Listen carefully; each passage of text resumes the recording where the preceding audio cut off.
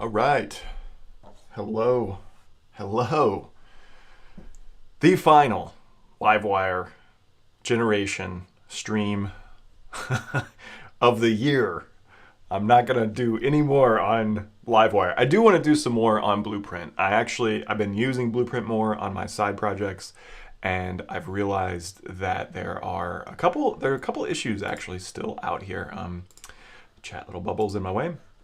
There's actually some issues out here that I've run into myself, and I've realized that I've neglected kind of looking at the issues. Normally, like when the issue kind of gets above 10, I go in and try to fix several of them, get it back down. Because, you know, some of these things are just like really old, like, oh, do a progress bar and all these like really like more advanced things. Like some of these things down here are like polymorphic relationships, you know.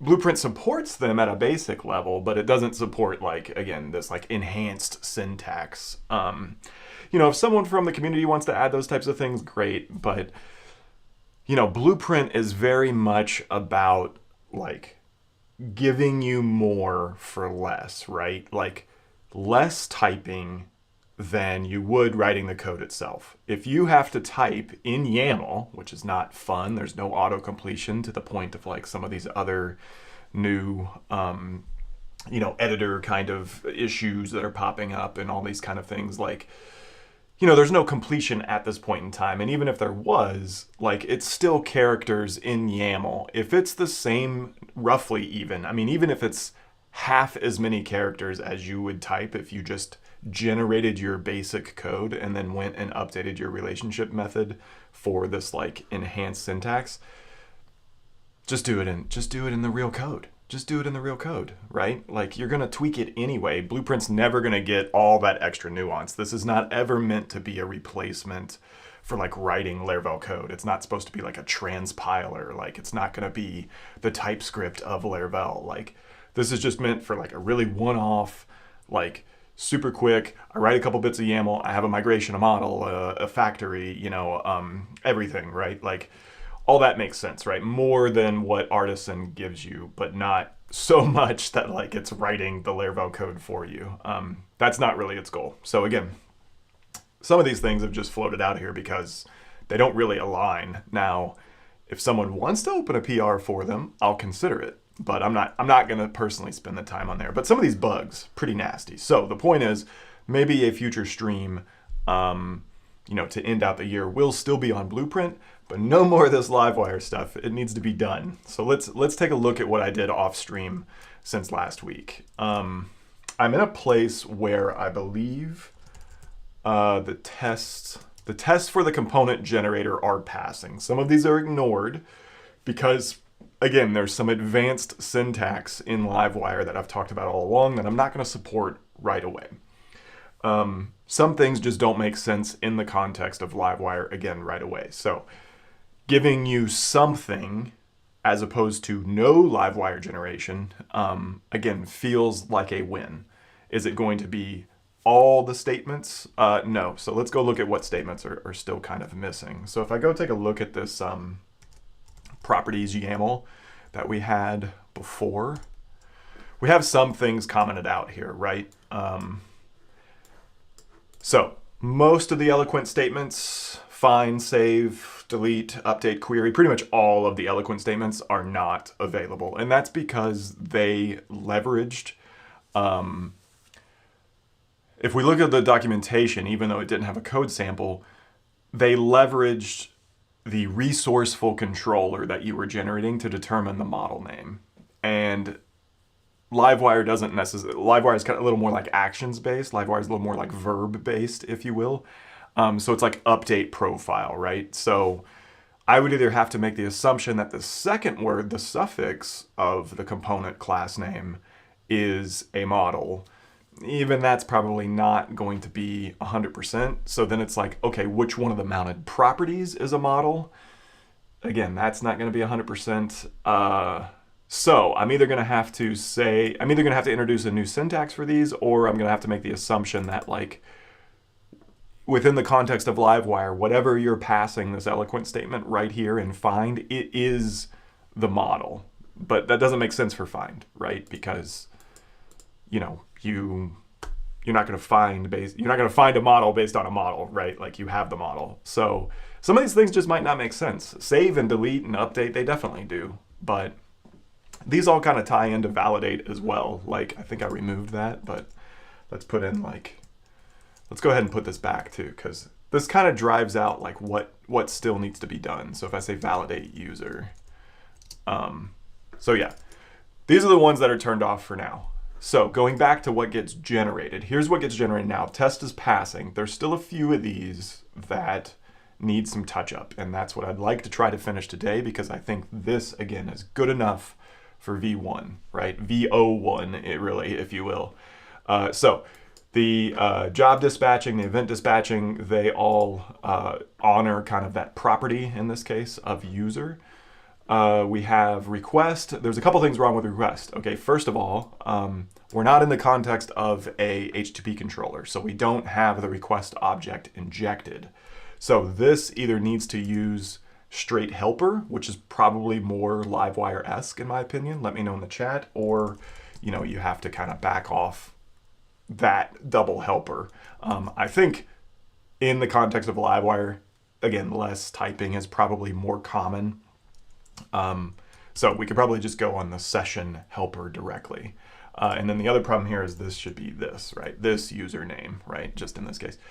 So the notify statement notification, statement sending a notification, the chain of that should probably be smart as well. It got the property correctly, but it didn't get, it got the argument correct using the property, but it didn't actually chain it being aware of the property. So that as well. The redirect looks good now. It's using this show. Compact is off, but there's actually, to the point of working on those other issues, I want to get rid of compact. I don't ever use compact anymore, and I think if you look at the framework, it really doesn't, like the framework examples in the documentation, like it really doesn't use compact anymore either. So I'd really just like to break these out as an array. So I think I'm going to get rid of compact. That's going to solve the issue. I was kind of curious though, does compact just know when the variable name's a reference to get this side of it? I don't think that it does, but that would actually be something I learned about PHP after 25 years. So I'm not sure if that does the right thing or not. So I don't think that it does. Resource statement, here's another one. That should be this, and then just straight up returning something.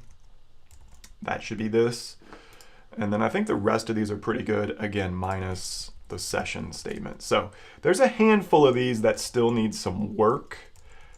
I think what I'd like to do is probably focus on session, because I get two of these for one if I fix this. And then these other ones, again, are pretty straightforward. I may end up just doing those off stream depending on how long this takes.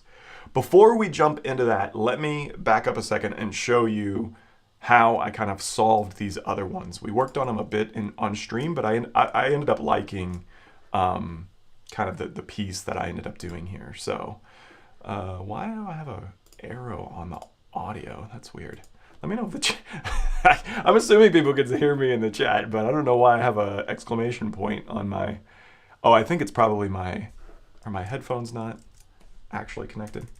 Yeah, it's doing my system audio. That's what it is. Okay, so you all are hearing me. Okay, that would have been a shame.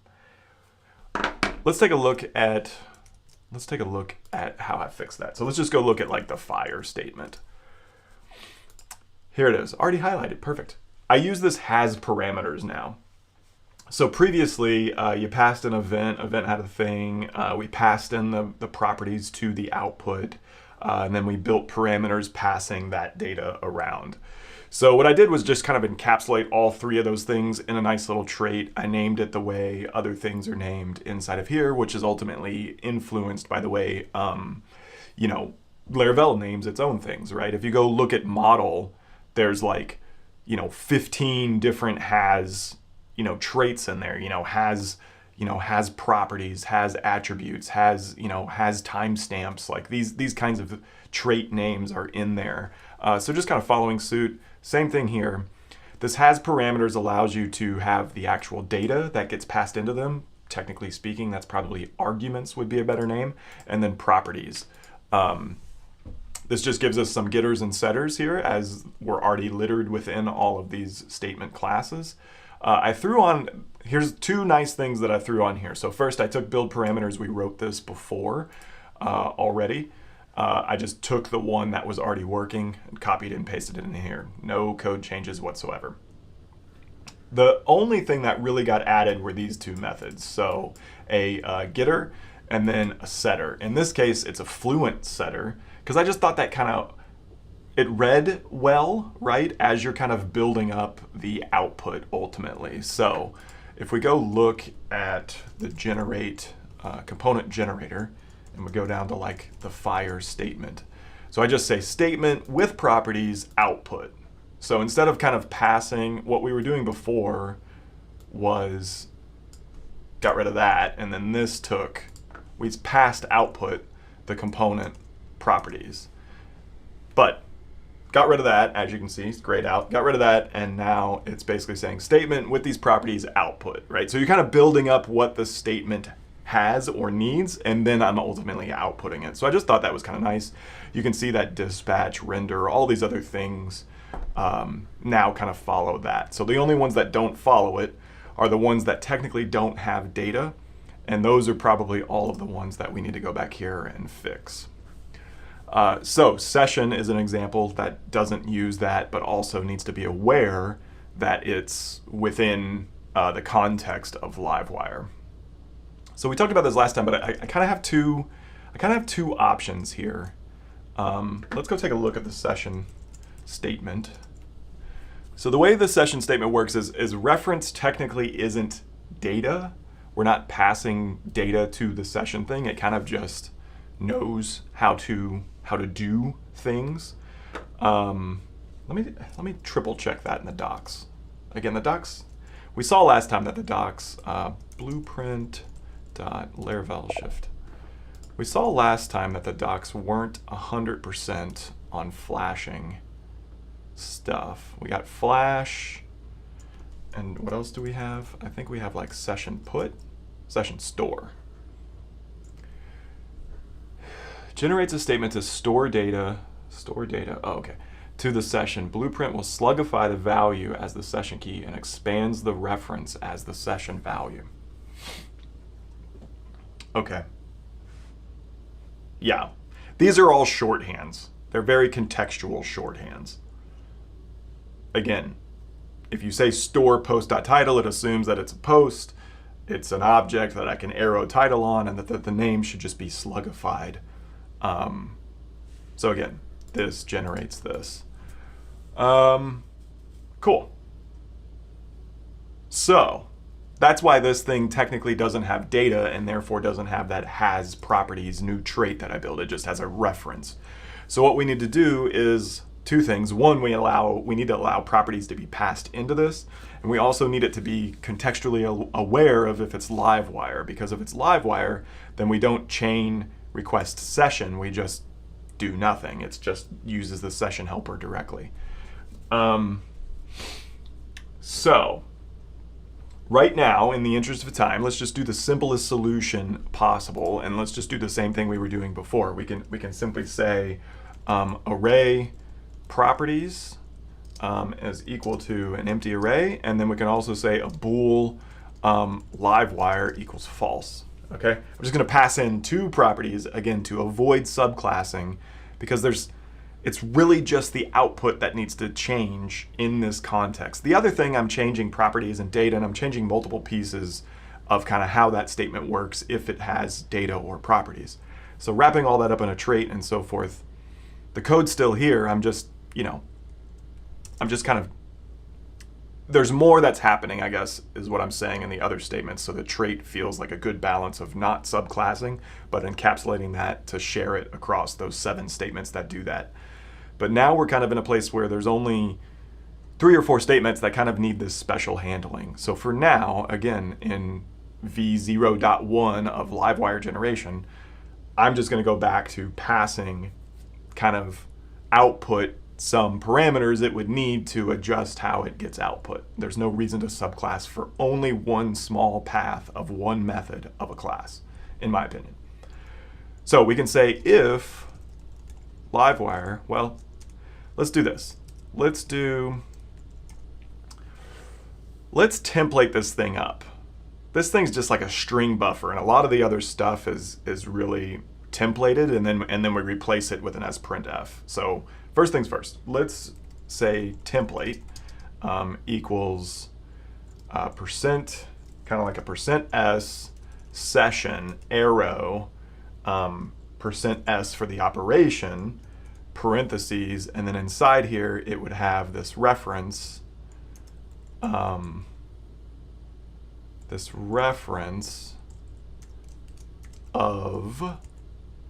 %s, right? And then a comma, and then it has a value over here, so another %s. So that's kind of our template, right? Looks a little funky right here with that double %s, but we'll see how that works out here in a second. And then basically we can just return sprintf on, let's just make this big, and we might even just one line this here in a second, but let's say template, and then this %s is basically if you're Livewire, then it's nothing. Otherwise, we would output request arrow, right? Because we know you're in the context of a controller. So there's the first one. So that takes care of that. And then the next one's pretty straightforward. It's just operation. So let's take operation. So that takes care of this one.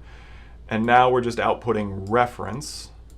So here's reference. I thought we slugified reference. Did we not?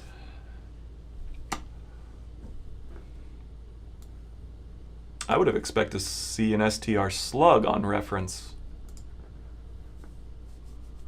That means this is outputting with dots and not dashes like the documentation says it does. We'll test that. We'll test that here in a second. Let's test that here in a second. Or well, we don't need to test it. It's right here. Yeah, look at that. It's not. That should have been user dash name. That should have been user dash name according to the documentation. I'm going to fix that separate.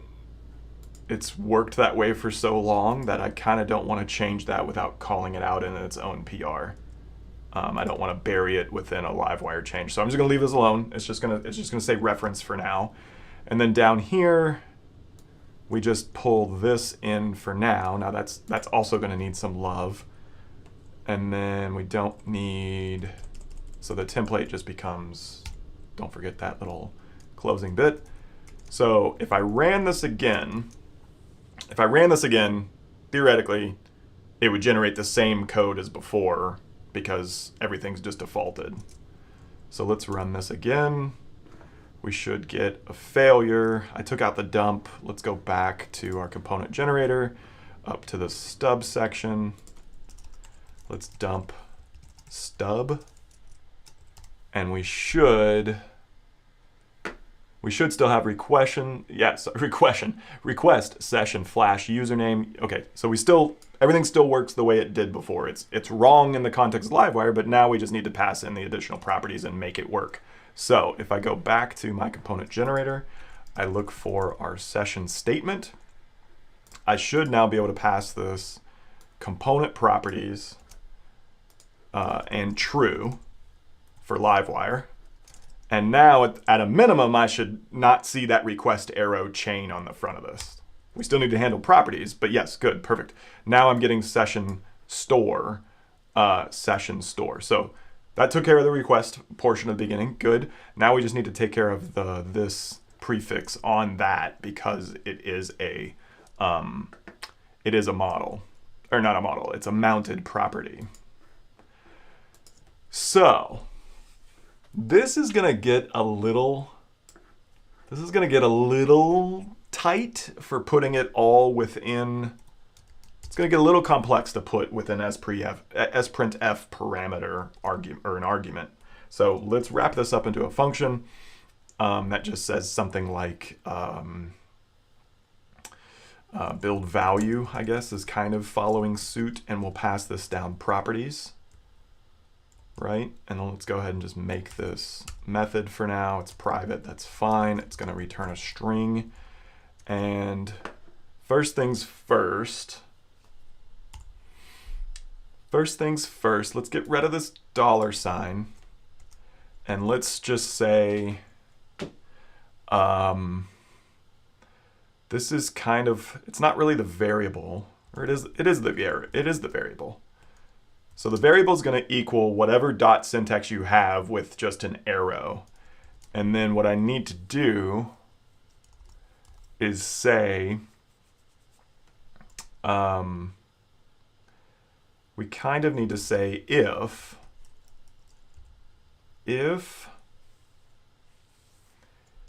str before, if in array str before properties, right? Then I would prefix, variable.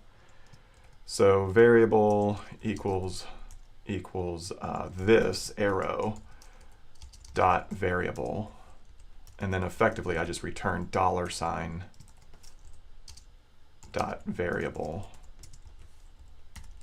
And let's finish this up here a second. Okay, so we go ahead and replace whatever's in there, and then I think I use string. Yeah, we do use string here. We're good. So str before subject is this. We can keep using reference, may as well.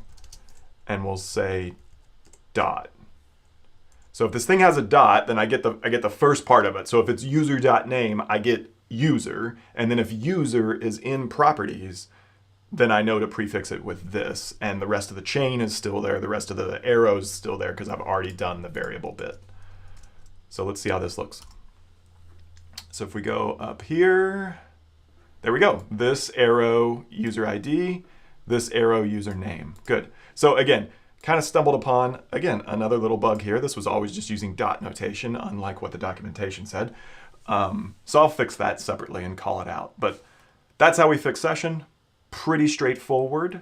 The other two, let's take a look at this notification statement and a resource statement. Let's just kind of see how those are built. I don't think I'll fix those up right now. Is there a notification? Oh no, it's a send statement. So what does send statement have? So send statement already has parameters. Oh, one's a type notification, one's, okay. How does it know that it's type model?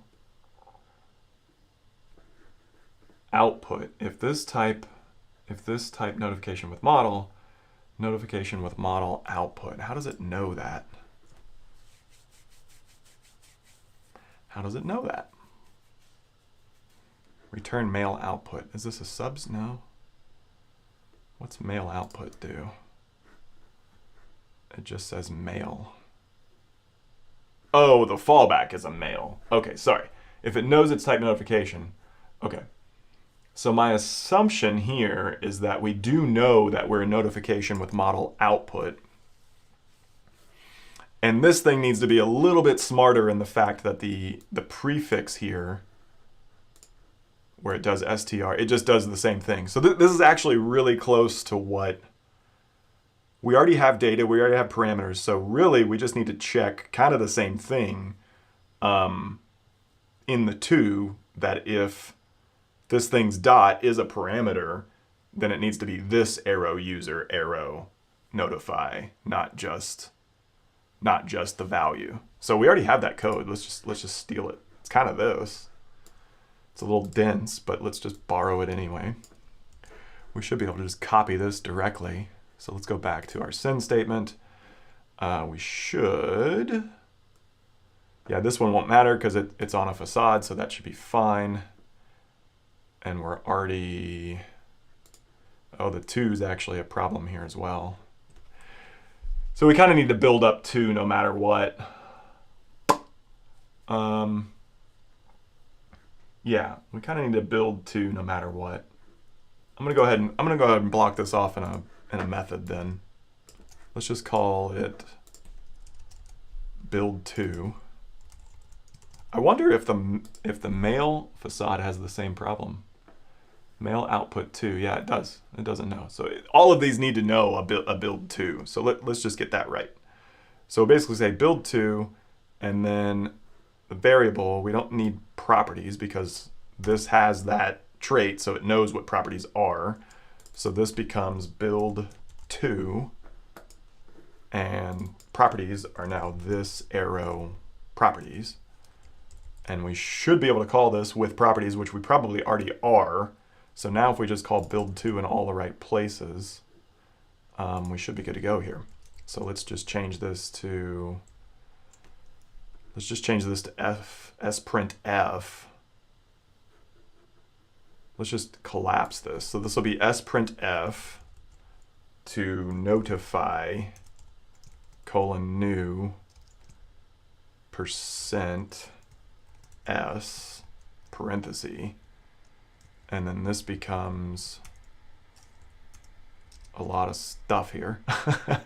Okay, I'm just making sure we got this last bit. We do. Okay, so we'll say this, this build 2 and this mail, and I think that should be kind of close. Let's make sure. So we don't need all the string replace stuff. That's happening in build 2, and then we collapsed this part of it back up, and we don't need the $sign because build 2 automatically gives it to us. All right, cool. Let's go fix that in the mail as well. So here, same thing. Let's just do an sprintf here, and we'll say %s, comma, and then get down to new. And then this does new, same thing, %s, open parenthesis, and then it waits because it potentially has parameters to put in there, or arguments to put in there. And so this becomes this build 2 and this mail, we said? Is that right? I think that's right. Let's check. So this 2, this mail. Yeah, okay. All right, so build 2 and this mail, and then kind of the same thing here. In fact, it's almost the exact same thing, so let's just borrow this again. And here we'll say code equals 2. We don't need the $sign anymore. And this just closes up to an arrow. We don't do that other stuff. And we should be able to do this. Let's borrow that. Set that, and if I didn't totally mess up everything, let's go check it out. So there we go. So before it was just this user, so we fixed it now. It's now this arrow user, and then this user. So that part was already good. And then let's look at notify. This user notify, new user, this user, it gets passed down into review profile. Awesome. So I think the only things that are left are these two. Again, compact I'm going to explode in a separate PR. I'm not going to worry about that. I just want to get rid of all compact, so I'll probably just do that. And then again, this resource statement should be super straightforward. Let's go look at the resource statement. Again, this resource statement doesn't have the has parameters, so I can just pass in what we've been doing here, array properties equals by default an empty array, and we know that we're always just assuming the reference works there. And I think I have a return. I think the other one was the return statement. Is there a return statement? Return statement. There should be. Return statement? There it is. Do I have it? No, that's not it. I'll have to figure out where return user is actually happening, because that should be returned this user. So I think these are the only two left. I think we get the idea here. I'm cooking with fire. There's no reason to really kind of keep harping down on those. So two things here. First of all, let's run pint. Git add. Let's just kind of review what we've done here. Definitely don't want that dump statement. Let's get rid of that. We do want to pass component properties and true. This is the one where we just kind of hacked it for now. Again, I'm fine with that. Same thing here. We're going to hack this resource statement. I'll finish that up. We updated the mail send statement to be more aware in the other places it was using its variables. Awesome. We wrapped that up in this little build 2. Nice. Session statement, same thing. We wrapped up it to be more aware when it's using its references to double check that those aren't related to properties. So much like the build 2. And then we updated our test fixture to be closer to what should be getting output. So the only two things that are left are these two, and then this test should be passing again. That test should be passing again. We can prove that here in a second. I threw validate there just to remind me that that is a statement that needs revisiting. So let's see if I'm right about that. Let's go back to PHP unit. Let's run this. It's failing now, but let me just go and put the fixture, that test fixture, back to user and user, these two things, and I would expect this to now pass. It's still not passing, so what am I missing? User, which two, what's still broken? User, oh, see, look, I even missed that myself. There we go, now it should pass. There we go, now we're passing. Some tester ignored, the dump's still there, we're not gonna commit that. So this passes, so this lets me know, I'll undo this here in a second, let's go ahead and commit this up. So let's do a get-i-p, so no to the dump, yes to this fix temporarily. I'm gonna git whip that, git push origin head. That's up there, ready to PR, and then let's go back. I'm just gonna put this back in front of these to have that failing test again. So once this test suite passes, I'm gonna open up that PR to be 0.1 of Livewire code generation. So again, I'll fill out the PR, I'll kind of mention its limitations of these other statements that it can't do right now. Validate's going to be the biggest one. I think validate's the biggest fast follow. You know, having that be a form request, or not a form request object, a form object within Livewire, generate all that stuff, wire all that up. I think that's going to be the way to go. I really don't think the eloquent one will take that much time. I think it just needs, it's just going to probably, that's the one that probably needs a subclass. There's too much different going on within Livewire that we can't assume the context. The assumption is that you're going to need to call save user, and this is likely a property or local variable, you know, that has access to things. So, and I'll have to revisit this find statement. I don't even know why Blueprint has a find statement. I'm just curious now. Now I'm on a tangent. Where's find? Find. Generates an eloquent find statement. If the value provided is qualified reference, Blueprint will expand the reference to determine the model. Otherwise, Blueprint will attempt to use the controller. Yeah, so see, there, that's the example. I'm a little worried that the eloquent statements need to be completely different, almost completely different in Livewire. You almost need an additional value being passed into them. You almost need like, you know, you almost need like user here, the model name, and then, you know, the value. And this could be actually the thing of like, you know, user.id, right? Like that seems like a contrived example, but that's almost the way it would need to be. The point here is that this portion of it is kind of a reference to a model, right? Or that within Livewire, you pretty much always have to say, you always have to use the dot notation because nothing can be inferred from, we can't infer anything, right, without a qualified reference.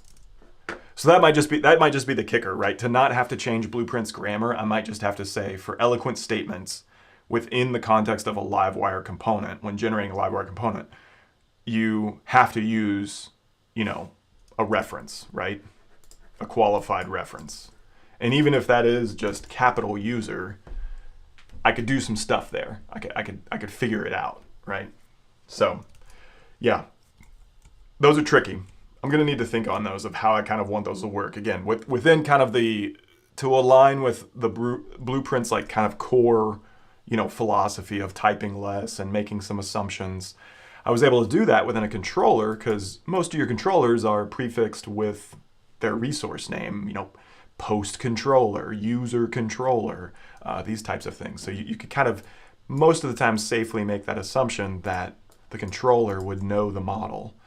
But we can't do that in in Livewire. So not too bad though. I mean, 1, 2, 3. I mean, really these are eloquent statements and then validate. So there's really only 2 statements out of like the 10 that don't work out of the box with, you know, when generating Livewire components. I'm okay with that. I'm okay with that. All right, let's make sure everything's cleaned up. What's left here? Oh yeah, I changed that. That's fine. And then the dump. Yeah, we don't care about the dump. Okay. All right.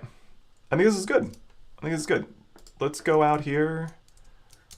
Let's go out here and just click this button here. Make a little, where are we on the dump? Dump, pushed it up. Where did we push things up? Oh, whatever. Let's go back. Code, blueprint, lots of branches. Where are you? Generate Livewire. There we are. Where's my, how am I 1 commit behind master? Why can't I, where's my generate PR button? Am I crazy? Oh, there it is. It's behind my chat window. That's why. There we go. Okay. Generate. I'm just going to say basic Livewire components with blueprint. All right. We're going to open this PR. Get it going. Okay. So I'm going to make sure that everything's passing here, lint, tests, all that stuff. I'm going to write a fuller description, but the PR is out there and should be merged, I would think, by the end of the week. So I'm going to continue working on getting these passing. I'm not sure why lint is failing, but we'll take a look at that. Yeah, so that's strange. Style CI passes, but lint fails. It's probably a situation where my local, this happens to me with Pint all the time. Pint pushes, I griped about this already. I don't want to gripe about it anymore. I love Pint. But yeah, sometimes the CI will get a newer version of Pint than what I have locally, and I just need to lock it down in the project. So I'll fix that as well. So anyway, once this build is passing, this is going to get a fuller description, and it's going to get merged, and I'm going to share it on Twitter and Blue Sky and all the places, and I'll link it in the stream notes as well. So thanks everybody for joining live. See you next week. More Blueprint, but no more Livewire generation, because it will be out there and available, and the community can help me with some of these final statements. So thank you all. See you next time.